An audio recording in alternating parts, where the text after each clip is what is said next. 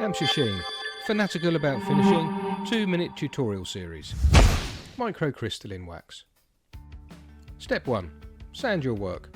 We recommend 400 grit, but you can go finer if you wish to. Wipe away the dust in between the grits. Step 2.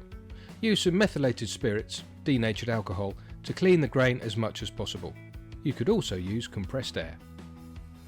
Step 3. With the lathe stationary, apply your sanding sealer. We are using our own cellulose sealer on this piece of sycamore. Step 4. When dry, use a non-abrasive pad like the grey 3M Scotch-Brite pad to denib the surface. You could also use the shavings from the piece. After denibbing, you could use a piece of paper towel to burnish the surface, or the shavings. Step 5. With the lathe stationary, apply enough of the microcrystalline wax to just cover the surface. Step 6. Apply a second light coat straight over the first one. There's no need to buff yet. If required, apply more coats after buffing. Step 7. With the lathe running, use a piece of paper towel to lightly buff the surface to a lovely fingerprint resistant finish.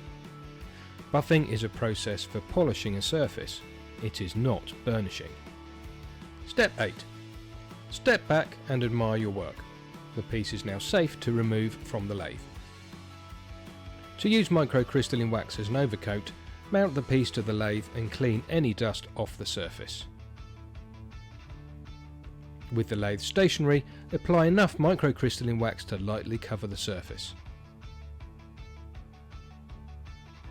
Buff the piece, remembering that you are polishing it rather than burnishing it.